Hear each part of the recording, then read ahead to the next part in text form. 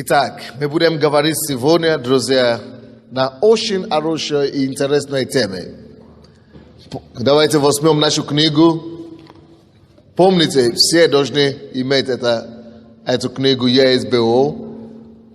Так, наше библейское обучение, общее библейское обучение, или как называется, единая система библейского обучения. Пожалуйста, и у вас нету, ни у кого нету, да? Жал, это продается, это освящение, второй том этой книги. Надо, чтобы все мы его взяли, потому что это то, что мы используем на домашней группе, и это то, что мы используем по четвергам на служении. Так что возьмите эту книгу себе, очень полезные вещи. Допустим, сегодняшний урок. Что делать, если вы согрешили? Хороший вопрос или нет? Даже если вы не считаете, что это хороший вопрос, я точно знаю, что это хороший вопрос. Что делать, если вы согрешили? Каждый из вас, есть ли кто-нибудь здесь, братья и сестры, который мог бы говорить о том, что после покаяния, он хотя бы раз после покаяния что-то делал не так? Конечно, все мы, так? И когда вы согрешаете, после уже покаяния прихода к Богу, скажите мне, как вы себя чувствуете в этот момент? Ужасно, да? Правильно? Плохо, отвратительно. Ты сам себя ненавидишь, правда? И это правда. Почему это так? Потому что покаяние и спасение – это самое великолепное, что произошло с нами. И когда мы огорчаем Бога через грех, и когда мы что-то делаем неправильно, и мы спотыкаемся и грешим, это самая болеющая вещь, это самое болезненное дело, которое мы можем нанести себе. Почему это происходит так? А потому что даже осознаем ли мы это или нет, все-таки наша природа уже изменилась, наша суть уже другая. Слушайте, если у вас действительно искреннее покаяние, если вы действительно пришли к Богу, то не может быть, чтобы ваша суть не была изменена, если это было настоящее покаяние. Именно из-за того, или благодаря тому, что наша суть уже полностью изменилась. Именно благодаря из-за этого, или благодаря этому, когда теперь мы что-то делаем неправильно, или спотыкаемся, или грешим, даже если это несознательно, нам плохо, потому что это грех уже чужд нашей природы. Скажите, грех чужд моей природы во Христе Иисусе. Грех чужд моей новой природы. Так и есть, это правильно. Грех уже нам чужд. Если раньше мы с вами жили как хотели, и спокойно грешили, и спокойно купались в эти все беззакониях, это как, извините за сравнение, но лучше сравнения не найдешь. Это как свинья, да, которая идет в болото. Вы знаете, как свиньи любят болото, грязь. Это их природа. Они любят это дело, они купаются в грязи, и даже себя не чувствуют. Мы так раньше жили с вами. Мы купались в грехах, несчастности, беспорядочности. И это было нормально. Для нас даже совесть не мучила. А если совесть мучила, быстро отодвинули его на второй план и так продолжали так жить. А вот теперь во Христе Иисусе, когда мы приняли или принимаем Иисуса Христа своим Господом и Спасителем, тут же что-то в нас, сердце наше изменилось. Наша природа хочет жить по правде. Наша суть хочет жить по истине. Все наш организм теперь уже переформировано по образу Христа. Или по образу Христу. И уже нам тянется делать что-то приятное. Нам тянется жить по любви, по правде и по святости. Поэтому, когда мы грешим, это самая отвратительная вещь, которая с нами происходит. Она противоречит нашей природе. Она противоречит нашему естеству. И поэтому грех не норма для нас больше. грех Божий, а не нормально. Если вы видите люди верующие, которые сказали, что мы верующие, мы покаялись, и мы возрожденные, и они при этом спокойно себя чувствуют в грехах, знаете, что либо они не верующие вообще, или у них просто совести нет, или просто что-то они ненормальные, они больные, значит что-то, это либо неверующие вообще, либо, не знаю, сожженный совесть, Бог уже отмахнул руку над его. Братья и сестры, хочу вам сказать, что пока вы грешите или что-то делаете неправильно, и совесть мучает вас, и совесть осуждает вас, пока вы нормальны. Но если вы начинаете что-то делать неправильно, и совесть уже не мучает, совесть не осуждает, и совесть не обличает, знаешь, что ты уже все, отпал от благодати. Все. Уже все. Уже, значит, Бог уже на тебе отмахнул рукой. А это самое страшное. Почему это самое страшное? Потому что написано, кого Отец любит, того Он что? Наказывает. Кого Отец любит, Он наказывает. Но если Отец перестает тебя наказывать, и Он просто говорит, уже все, бесполезно с ним, значит, человек этот или этот ребенок пропал. Почему пропал? Потому что Бог-то знает, что возмездие за грех смерть. Так что если Бог тебя еще обличает в этих грехах, значит, ты не умрешь, потому что есть шанс, что ты еще покаешься и отвернешься от этого пути. Но если Бог перестает тебя обличать, значит, ты уже по свободной наклонности, свободное, это как мы говорим, свободное движение, свободное падение к смерти. А не можешь, то есть не бывает третьего пути. То есть нету выхода, нету иной пути не дано. Возмездие за грех смерть однозначно. То есть хочешь, не хочешь. Каждый раз, когда человек грешит, что-то в нем умирает.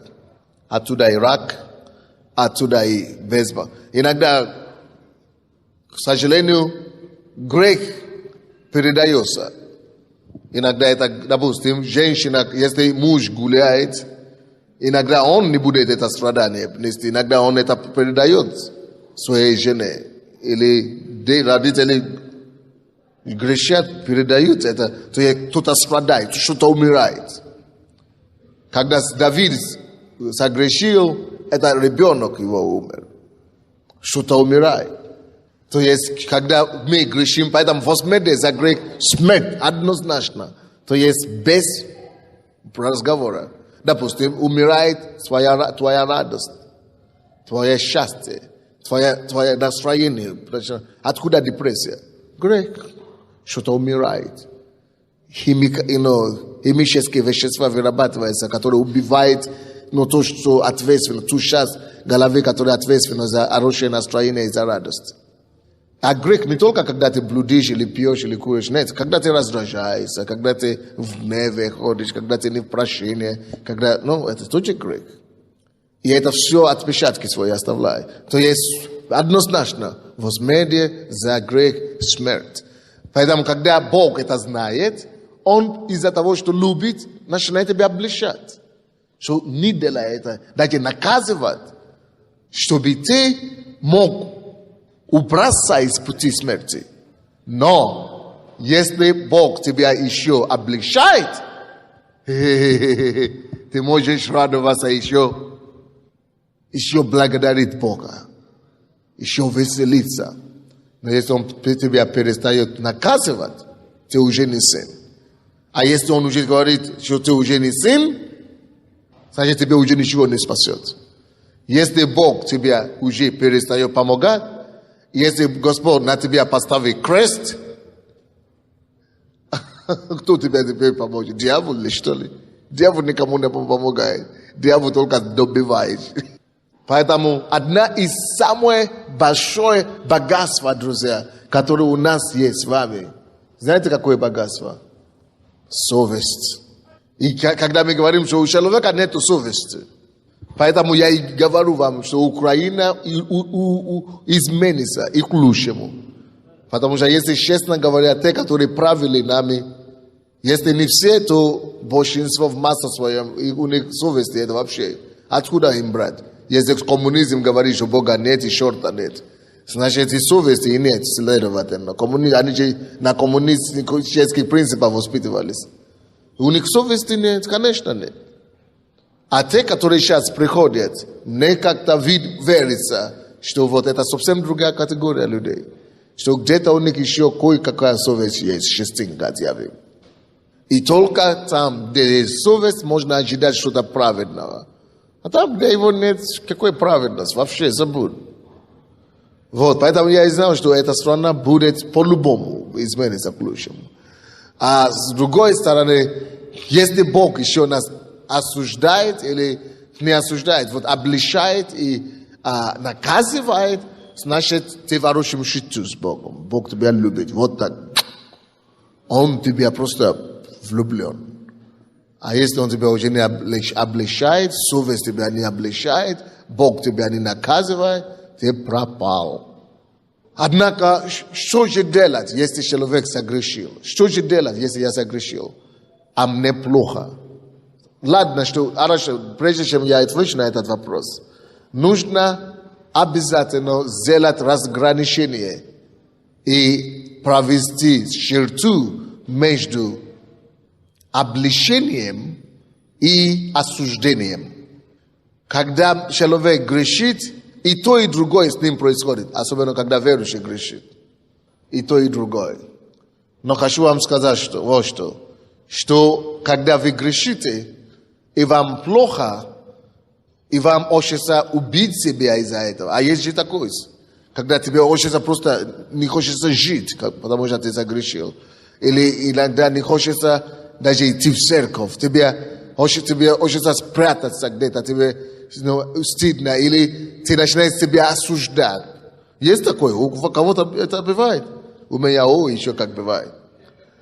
И когда ты начинаешь, своя совесть тебя так осуждает, так, что ты,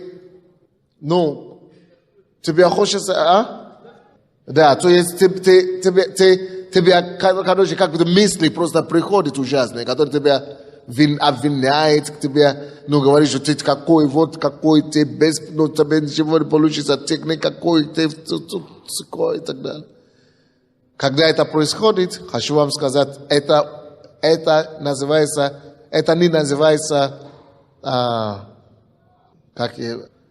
это не называется обличением. Вот это, когда тебе так плохо, что тебе не хочется жить, тебе не хочется идти молиться, тебе не хочется идти в церковь, тебе не хочется, тебе хочется спрятаться, тебе хочется подальше от Бога и от людей, и от верующих, и ты мысли постоянно возвращаются к тебе, чтобы тебе, то есть, как это, тебя больше еще добивать, то это называется осуждение.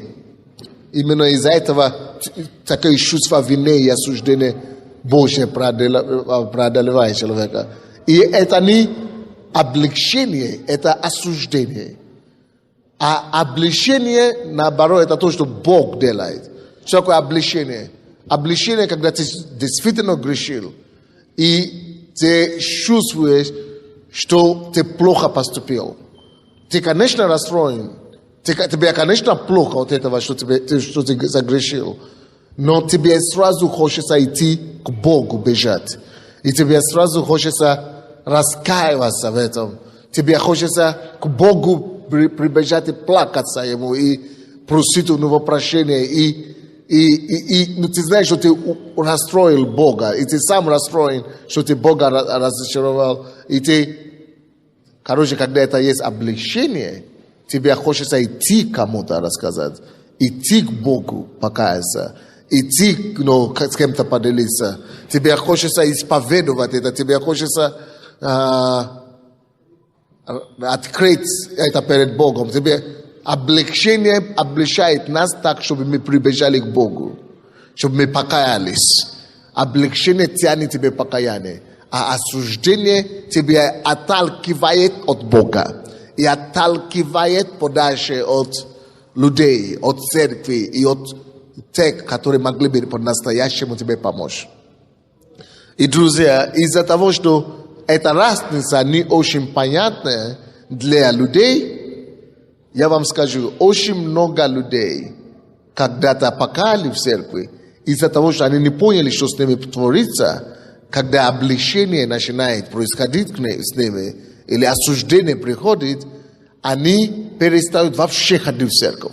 Потому что это такое сильное осуждение получается у них, что они начинают думать, что я недостоин или недостойно ходить в церковь. Я такой грешный или я такая грешная, то, ну, что все, я уже туда не пойду, но я такой плохой, я такой... Вот когда у вас такой, я такой плохой, я не гожусь, Бог меня не простит. Это значит, это осуждение, это не облегчение. Это не облегчение. Потому что если это облегчение, он тебе говорит, потому что когда ты чувствуешь, Бог меня уже не простит, мне стыдно ходить, меня не поймут, меня не примут, Бог меня не примет. Это осуждение, потому что не так говорит Слово Божье.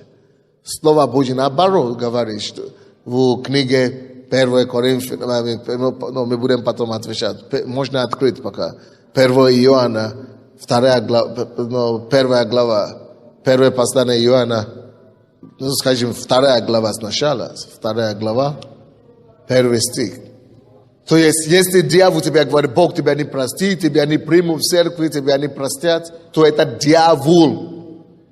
Братья, Библия говорит евреям, вернее, в Откровении, книге Откровения, что дьявол это кто? Обвинитель братьев. Аминь. Дьявол обвинитель братьев. И вот через это осуждение, это слово осуждение и обвинитель, это почти то же самое слово. Обвинять и осуждать очень похожее слово. То есть дьявол именно осуждает, дьявол обвиняет, что ты не такой. Он тебя унижает, приземляет, тебя делает никакой. Но Бог дает шанс.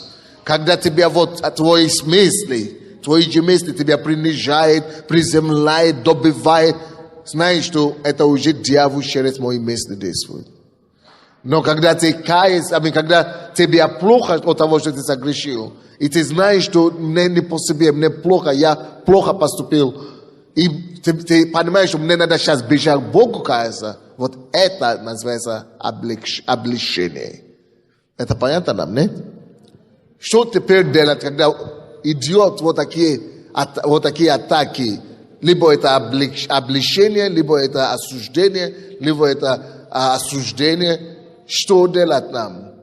1 Иоанна, первое послание Иоанна. Не Евангелие от Иоанна, а первое соборное послание Иоанна, 2 глава, 1 стих. Здесь написано такие слова. Дети мои, сие, то есть это Писание, пишу вам, чтобы вы не согрешали. Во-первых, лучше не грешить, чем потом начинать выяснять, что делать, когда уже загрешил. Так? Значит, чтобы не грешить, есть один из помощи, один из тайн, секретов, чтобы не загрешили. Он говорит, сие пишу вам, чтобы вы не загрешили. Слово Божие, если мы будем его принимать, будем наполниться Словом Божьим и будем жить, наполнить себя Словом Божьим. Будем ходить в свете, во свете Слова Божьего, мы не будем грешить. Он говорит, сие пишу вам, чтобы вы не согрешили. Так, он говорит, вам пишу. Не имеется в виду, что сие пишу в Библии, чтобы вы не согрешили. Потому что если у тебя есть Библия, или проповедь дома, или в сумке, или в руках, но оно не есть внутри тебя, ты будешь все равно грешить. Сие пишу вам, то есть имеется в виду, что Слово Божье должно в нас жить. Слово Божье должно в нас пребывать. И тогда мы можем не грешить. Сие пишу вам, чтобы вы не согрешили. И он пишет это мне, то есть это принадлежит мне, не моей сумке, не моему конспекту, ni moje шкафу или где я там храню свои вещи. Нет, он пишет мне, если Слово Божье во мне буду пребывать, тогда я не буду согрешить. Я не буду грешить. Но если Слово Божье где-то просто в голове даже, а не в сердце, все равно я буду грешить. Я буду согрешать. Итак, сие пишу вам, чтобы вы не грешили. То есть Слово Божье способно избавить нас от греховного образа жизни. Допустим, я знаю людей, которые не пришли в церковь, не ходили в церковь, не ходили на проповеди, а просто взяли Библию и начинали читать. И пока они читали Библию, просто Дух Святой начинает очищать их. И они перестали грешить, перестали курить, перестали пить, перестали колоться, перестали заниматься плохими делами, стали верующими. То есть Слово Божье сама по себе способна избавить человека вообще от греховного образа жизни. Псалом 104, да, или 118, 105 стих, да? Стих 104, 105. Написано, что Слово Твое есть светильник на стезе моей и лампа, как это? И свет стезе моей и свет стезе в ноге моей и светильник, как это там? Короче, светильник в ноге моей и свет стезе моей. Вот. Потому что у меня это на английском, у меня в голове, я перевожу, нахожу. Короче, вот, Слово Божье само по себе способно дать нам направление, как ходить. И еще там в этом же 99-й, какой там стих, там написано, что Слово Твое храню, чтобы не согрешить, кроме тебя. Тоже 118-й псалом, какой-то стих там. А? Да, это какой стих там? 9-10, я сомневаюсь.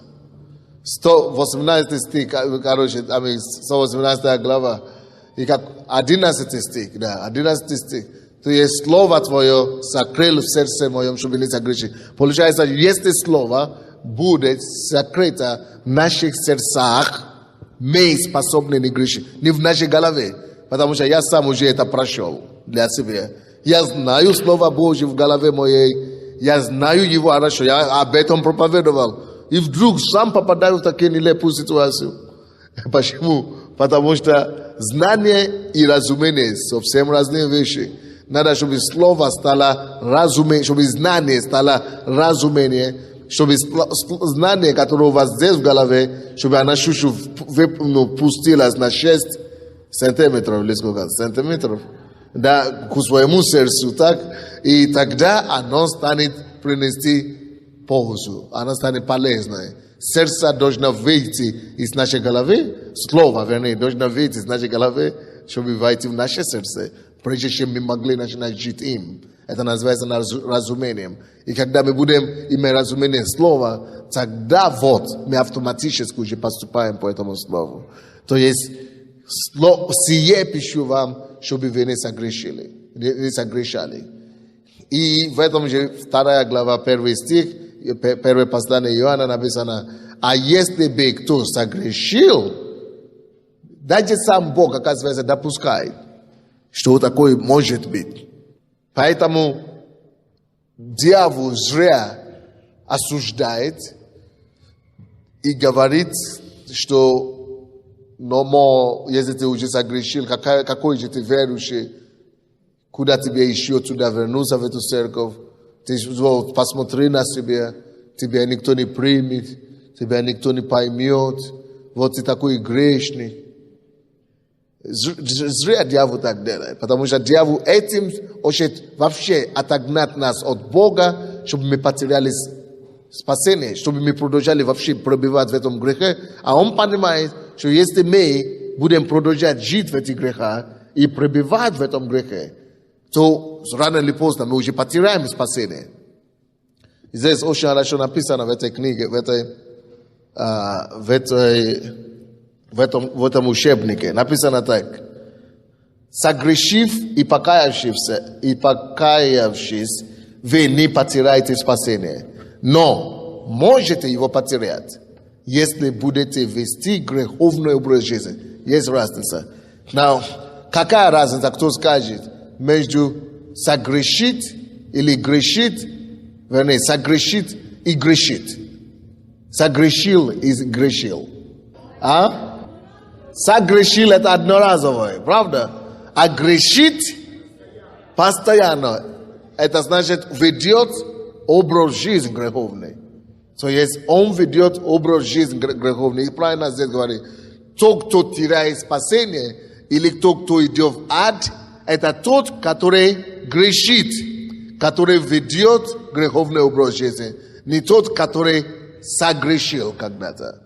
Вы понимаете разницу, да? Поэтому, когда мы согрешаем, мы понимаем, что нет, дьявол, это неправильно, что Бог меня не примет, и не простит, и не поймет. Это неправильно, что церковь меня не поймет. Это не то, что дьявол делает. И из-за этого многие люди вообще не приходят обратно в церковь, когда они согрешили. Они думают, что все, ты какой же верующий. Но это обман дьявола, это обвинение, это его способ добивать нас. Но на самом деле мы это знаем истину. Он говорит, я сие пишу вам, чтобы вы не согрешили. Но все бывает в жизни. Значит, сам Бог. Если Бог сам понимает, что все бывает, кто я такой, как пастор, чтобы не понять это? Или чтобы вас обвинять? Или чтобы вас осуждать? Да, наверное, есть такие церкви тоже. Может быть, даже в нас в церкви есть такие люди, которые указывают пальцы и осуждают людей за грех. Но какой мы? Мы все грешные. И если Бог здесь говорит, что хорошо, я не хочу, чтобы вы согрешили, пишу вам это, чтобы вы не грешили, но если кто согрешит, значит он понимает. Даже Бог дает такое как бы право на ошибку всем. Но если, все бывает. И мы верующие не должны так отнестись к людям, которые падают и спотыкаются, как будто вот мы такие святые на пьедестале. А вот он такой валяющийся. Нет. Бог даже понимает. Так что мы должны с вами также таким пониманием отнестись и относиться к нашим братьям и сестрам, чтобы мы поняли, что если кто-то спотыкается или грешит, или согрешил, что нужно наоборот просто тянуть руку и его вытянуть с этого и вытягивать с этой ситуации. Потому что написано Евреям, какая там глава, 4 глава, да? Что даже Иисус, наш первосвященник, он был искушаем во всем. И благодаря тому, что он был искушаем во всем, он может понять искушаемых. Он понимает, молодец. Но потрясающий Бог. Он говорит, слушай, молодые люди, что вам приходит в голову, дурацкие мысли, да? Что, у меня должен быть парень, у меня должна быть девушка. Говорит, я сам был там. Мне тоже было 19, Иисус говорит так. Мне тоже было 20 лет. Я был искушаем во всем, так что я был там. Так что я могу тебе понять. Класс. Но он был искушаем, но не согрешил ни в чем. Это мне очень помогло в университете, когда я был в университете. Мне было 19, а это самые тяжелые годы. Я покаялся в 19 и пришел в церковь. Значит, с 19 до 25 я в университете был. А это как раз самая горячая кровь, да? А тут уже нельзя. И я понимаю, что нельзя жить такой жизнью уже. А я уже верующий. И я начинал вспоминать. И однажды я столкнулся с этим местописанием, что Иисус тоже был искушаем во всем. Я говорю, нет, подожди. Во всем? На самом деле, во всем? Я думал, что ты был искушаемым на кресте, там тебя гвоздили и так далее. А вот обыкновенные дела житейские, Иисус же слишком святой для этого дела. Наверное, до него это дело не дотрагивалось. Но он так не говорит, он говорит, во всем был искушаемым. И в моих делах тоже Иисус. А мне же 20. У меня другие вопросы волнуют, не такие глобальные. Неужели тебя тоже это волновало, Иисус? А он мне говорит, я чувствую в сердце, он говорит, а во всем я был искушаем. А я тебе же не говорю, я был искушаем только на Голгофском кресте где-то там, или на Гетсеманском саде, или... Я говорю тебе во всем. А как насчет девушек? Но я же тебе говорю во всем. Иисус, во всем. И я начинаю думать, понял, Иисус не такой религиозный, как я. Я думаю, это слишком святой, не надо с Иисусом такие говорить. Оказывается, он понимает. Он говорит, да, я понимаю, потому что я сам проходил через эти вещи. Он говорит, считай, потому что я сам был искушаемым, поэтому могу понять тебе. Слушай, мы в хорошей компании, слушай. Получается, что я братва нашел своего, или братва, или как называется. Я своего человека нашел. Класс. Может быть, вы переживаете искушение на работе, украсть, у вас мысли приходят, украсть, не украсть, кто-то обмануть, не обмануть, лгать, не лгать. А он говорит, во всем он был искушаем. И в этих поганых вещах, он говорит, во всем. Но не согрешил. Значит, я тоже могу вот так быть искушенным и не согрешить. Я говорю, все, выдержу. Если он выдержал, значит, выдержу, все. И что вы думаете? Он дал благодать и выдержал. Так что будьте намного более простой с Иисусом. Он понимает. Что я сказал? Попроще, короче, ребята. И он говорит, если же кто-то согрешит, то вот, что написано, первый стих, если кто-то загрешил, то мы имеем, кого мы имеем? Тот, который все прошел, тот, который был искушаем во всем, тот, который был там, где ты сейчас оказался, тот, который тебя по-любому поймет. Вы знаете, это намного легче, когда ты понимаешь, что он не просто какой-то святой там, который не понимает, что через чего ты проходишь. А он все через это прошел. Значит, товарищ, значит, можно с ним об этом говорить. Через чего мы не проходили, он понимает, потому что он сам через них прошел. Поэтому он говорит, он теперь из-за этого стал нашим ходатаем. Так что, если вы грешите, что делать? Пойми, что Иисус поймет. Я вам честно скажу, не всегда люди поймут. Не всегда папа поймет, не всегда мама поймет, не всегда муж поймет, не всегда жена поймет. Допустим, что я обнаружил? Это я с моей женой постоянно об этом говорю. Потому что моя жена такая, это вообще женщины бывают часто такие, идеалисты такие есть такие.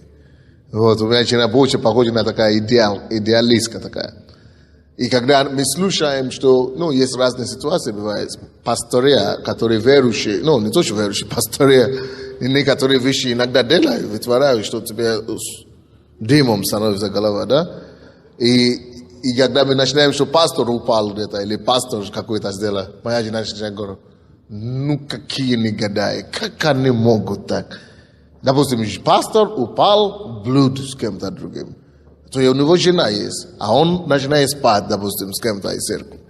Или есть такие вещи бывают, оказывается.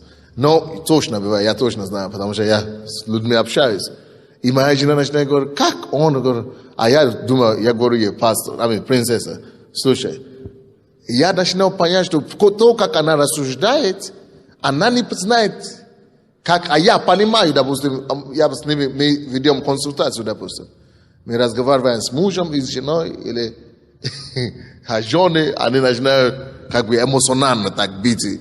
Как ты мог, как ты там? А я понимаю то, что это мужчина переживает, то, что он мне рассказывает, потому что я мужчина. И я конечно, он негодяй конкретно, то есть, да, он виноват. Но я понимаю, что он переживает, и почему у него это случилось. И я говорю, я его, принцесса, не думает, что... А вот женщинам, они не понимают, как ты вообще мог? А я знал, что мужчина, это вообще-то все вы должны это понять. Мужчина, чтобы вы знали, может быть, у кого-то даже это поможет кому-то. Мужчина вообще-то, чтобы не грешить и именно не блудил, вот, если он в миру живет, вообще забудь об этом, что он не блудит, это вообще ерунда. Не рассказывай сказки. Только Бог может помочь мужчине, чтобы не блудил. Это 100%. А кто-то тебе рисует какие-то менее оперы, да? Что я выйду замуж за неверующего, он не будет гулять, все себе краску рисует. Только с Божьей помощью. А почему так? Очень просто, потому что мужчины созданы Богом быть завоевателями. Он должен выйти заработать, то есть покорить. Покорители, или как мы говорим, покорители, да? Вот, и это его натура, он должен завоевать, обладать, завоевать. И когда человек, у него не возрожденная душа и сердце, и когда у него не обновленный ум, что угодно может быть, я вам скажу. А тем более он видит женщин, это как раз у него поле для завоевания. И вы думаете, почему мужчины такие? Допустим, однажды я смотрел христианские передачи, вообще передачи, они спрашивали, почему мужчина, как вы думаете о мужчине, у женщины? И женщины говорят, мужчин, я ни одному мужчину больше не доверю в жизни. Мужчины вообще не люди, они не люди, я их не буду. Женщины так говорят. Они не могут понять, как мужчины такие. А потому что надо понять натуру, природу. Вот почему я это говорю. Что Иисус, он понимает всех нас, потому что он пережил испытания и женщин, и мужчин. Но я говорю сейчас за пример мужчин, потому что я мужчина, я больше понимаю вот этого пастора, допустим, который упал, чем моей жены. Моя жена, допустим, просто ей непонятно. Она не понимает, что работает, что происходит внутри мужчин. А я понимаю. И я ей говорю это, что, принцесса, не спеши. То есть, я знаю, что... Вы понимаете, что я говорю, да? То есть, он, конечно, плохо делал. Никогда так не сделал. И он не должен бы так сделать. Но он упал, чтобы делать. То есть, потому что я понимаю, что у него совсем другая голова. То есть, как мужчина. Да? Другой ход события идет. Психология совсем другая. Вот. То же самое. Вот, женщины больше верны. Вот я смотрел меня пригласили на одну передачу. Там, где мне не дали говорить толком, как его, Ноябрев или как его звать этот, Илья какой-то. И да, я все про вас знаю, Илья Ноябрев, по-моему, его зовут. Да, и они вообще, когда люди неверующие, это вообще темный лес, вообще забудь. Мы говорим о блуде, о том, что это блуд. Они мне говорят, а кто вам сказал? Кто вообще определил, что это блуд? Что такое блуд? И они приглашают психологи, приглашают сексологи, разные специалисты. Говорят, доказать, что... А кто сказал, что это блуд? Не вообще понятие блуда, это вообще нет такого понятия. Это просто... То есть извращенный уже разум. То есть люди дают ход своим чувствам. А все равно это блуд. Поэтому, то есть, должны быть стержни какие-то, то есть, идеалы какие-то в обществе. И должны быть какие-то... Ну вот, когда мы, говорим об Иисусе, что бы ты ни делал, написано, что он был испытан во всем, он был искушаемый во всем, но он тебя поймет. И почему я так относился к мужчине, пастору, который упал? Потому что я мужчина. Я понимал точно, что он пережил, почему он упал. Я точно понял это. Я точно понимаю все. Если бы я не был в Боге, я бы то же самое, если бы не Бог. То есть я понимал его. Я мужчина. Я знал точно, какие испытания, какие давки на него идут. Особенно в это время, в котором мы живем с вами. Картинки, телевидение, рекламы, бигборды. Вообще, там вообще бесполезно что-то сопротивляться. А то ты просто в психушку попадешь. А только Бог может помочь. И я понимаю это. А, допустим, женщина, допустим, моя жена никогда не была, она не понимает. Я не понимаю. Я не понимаю. Молодец, потому что она не была мужчиной. Точно так, как Христос, Иисус Христос. А Он был искушаем уже в этом. И Он понимает всех мужчин, женщин, которые в чем был искушен. Он понимает. И Он говорит, поэтому, когда вы согрешаете или что-то происходит, поймите это очень хорошо. Мужчина меня понимает. Мужчина, Иисус меня понимает. Иисус меня понимает. Точно так же, как я не понимал женщин, допустим, некоторые. Допустим, однажды есть некоторые, я африканец, да, я не хочу оскорблять моих африканских братьев, которые, но если, все равно я скажу, если африканцы и арабы, если они неверующие, девушки, вы, которые прицепляются к вам каждый,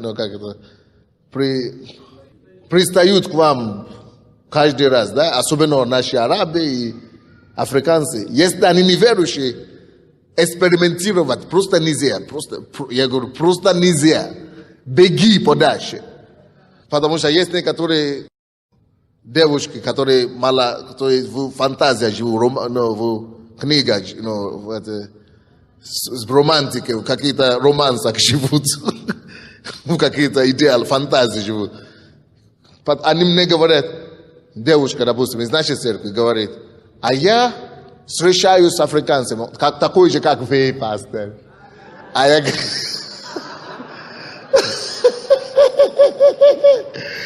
говорю, слушай, а какую церковь ходит? Ну, он говорит, что он вообще верующий, католик, от рождения, церковь. А сюда ходит в церковь? Не ходит, но он так не улыбается, как вы. Я говорю, слушай, дурак, извините. Слушай, ерунда какая-то. Я говорю, неважно, улыбается, как вы. Он говорит, с одной же страны, как вы.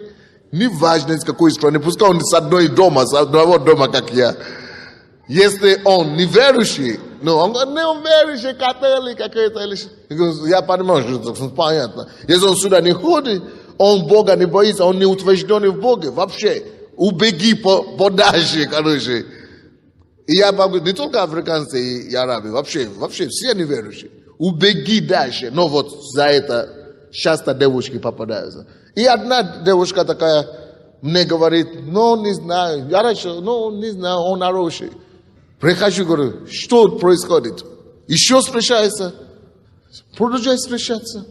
Однажды я пошел евангелизировать, раздавать газеты на улице. И встречаю эту девушку, она плачет. А чего ты плачешь? А я был у Кристофера, или как его зовут, в гости. И застал его с другой женщиной. Я говорю, все, молодец. Я же тебе сказал. Я говорю, помогите мне поговорить с ним. А что с ним поговорить? Убеги от него. Она говорит, нет, он меня любит, это я его люблю. Слушай, с ума дурацкая дело. Слушай, это ты уже составила, что тебе еще надо? Я люблю. Ну что тебе?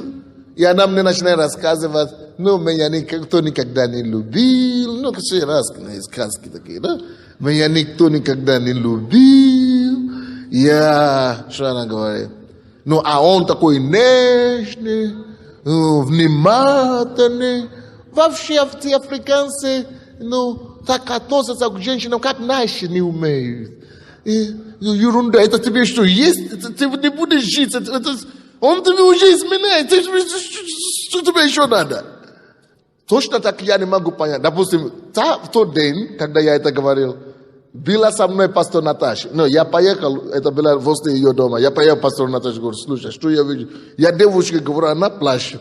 Я говорю, забудь о нем. Она мне говорит, чтобы я пошел уговаривать этого. И я говорю, пастор Наташа, как это понятно? Это вообще какая-то нелепая ситуация. А пастор Наташа мне начала говорить. Я объяснял, что, слушай, как наши девушки вообще обделены любви, они не знают, как, то есть, вниманием не хватает им. И когда девушка, она мне начала рассказывать, короче, менталитет женщин, что когда женщина, которая одна живет, или которая, когда внимание находит, или какой-то в любовь, какие-то, что имеет, что есть такое слабость, что, возможность, или вероятность, что она может влюбляться. Такие, короче, что эта женщина очень нужна. Такое внимание, такое забота. Допустим, это я не могу понять. Я как принцип, раз, белая или черная, или вообще никакой. Я не могу это понять. Но благодаря тому, что это было еще в начале нашей церкви. Если я послушал пастора Наташи, я понял ее менталитет. То есть менталитет женщины тоже другой. То есть ей нужно внимание. Но Иисус, Он был испытан во всем. И Он понимает всякое чувство. Поэтому Он и есть наш первосвященник. Кому мы всегда можем приходить, когда что-то не так с нами. Он всегда поймет. Вы поняли, к чему я пытался это все сказать? То есть, если даже кто согрешит, можно прийти к нему сначала просто для понимания, чтобы рассказать ему, что произошло, и получить понимание и утешение. Во-вторых, в этой же первой главе, первое послание Иоанна, первая глава, 8 стих, написано: если говорим, что не имеем греха, обманываем сами себя, и истины нет в нас. И 9 стих, если исповедуем грехи наши, то Он, Бог, будучи верен и праведен, простит нам грехи наши и очистит нас от всякой неправды. Это железная такая гарантия. Если исповедуем же грехи наши, то Он, будучи праведен и верен, даже не ради нас, не из-за нас, Он, будучи праведен и верен, благодаря своей праведности, благодаря своей верности, Он все равно будет простить. Он все равно будет прощать. Он все равно, потому что Он такой, Он себя не будет обманывать, Он себя не изменит себя в праведности своей и святости. Поэтому, когда дьявол тебя начинает наезжать и крутить, что Бог тебя не простит, ты уже все, ты уже никакой негодный и так далее. Ложь. Будучи праведен и верен. Будучи праведен и верен. Он, будучи праведен и верен. Не потому что я праведен, Он простит меня. Не потому что я верен, а потому что Он, будучи праведен и верен. Тогда ты всегда знаешь, что даже не позволь, чтобы осуждение пришло к тебе больше. Он тебя прощает. Это с одной стороны. С другой стороны, что нужно делать? Если ты уже это сделал, ты покаялся, ты просил прощения. И все равно совесть мучает. Бывает такое. Что нужно делать? Обязательно надо найти кого-то. Есть такие тоже, Матфей, Иисус говорит, если кто согрешил, пускай покается перед кому-то. Но перед, то есть найди моего лидера или друга, верующий, который тебя поймет. Исповедуй этот грех. Друг другу. Написано, исповедуйте друг другу.